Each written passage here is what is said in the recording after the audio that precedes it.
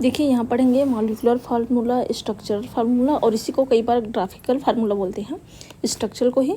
तो किस तरीके से कोई भी अणु दिया है तो उसको हम मॉलिक्यूलर फार्मूला और स्ट्रक्चरल फार्मूला लिख सकते हैं। तो देखिए यहाँ पर मान लीजिए एग्जाम्पल के थ्रू,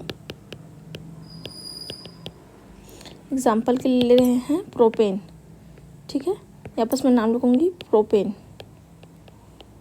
तो सबसे पहले यहाँ याद रखना, प्रोपेन मतलब क्या होता है, 3 कार्बन होगा, तो यहाँ पर क्या लिखेंगे C3, ठीक है। और उसके साथ हाइड्रोजन कितना जुड़ रहेगा, 8 हो जाएगा, क्योंकि क्या है सिंगल बॉन्ड है। जब इसका मान फार्मूला क्या होता है, जो सिंगल बॉन्ड रहता है N, इसके लिए जो सामान्य सूत्र होते हैं CnH2 N+2 रहता है।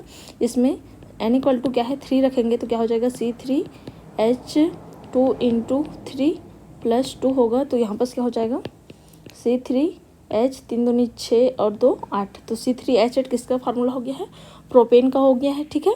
अब यहाँ पर क्या है C3H8 लिखे हुए, ये क्या है मॉलिक्यूलर फार्मूला, मॉलिक्यूलर फार्मूला, ठीक है, अणुसूत्र।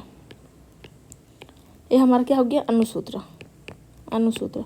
अब इसका संरचना सूत्र लिखेंगे, संरचना नहीं संरचनात्मक सूत्र बोलते हैं, ठीक है।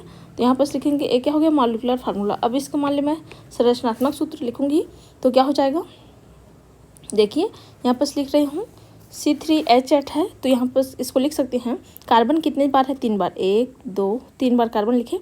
अब यहाँ पर मैं सिंगल बॉन्ड तो रहेगा ही पहले, फिर उसके बाद देखिए हाइड्रोजन को अटैच कराएंगे सभी साइड इस तरीके से। तो यहाँ पर 3 हाइड्रोजन यहाँ आ गया, यहाँ पर भी कि इतना आएगा 3 हाइड्रोजन, क्योंकि कार्बन की जो वैलेंसी है, संयोजकता कितना होती है 4 होती है, उसके हिसाब से जो लोइस डॉट सिंबल है उसके हिसाब से।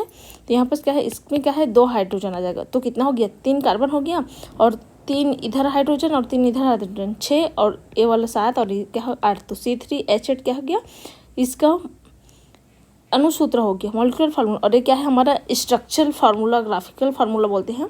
कई बार क्या है इसको इस तरीके से भी लिख सकते हैं, देखिए CH3 CH2 CH3 के रूप में लिख सकती हूँ मैं, ठीक है।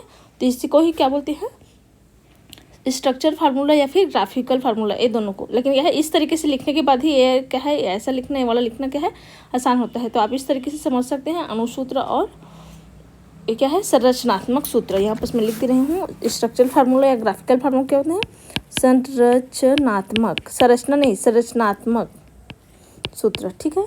संरचना सूत्र क्या होता है अलग होता है। तो इस तरीके से आप समझ सकते हैं।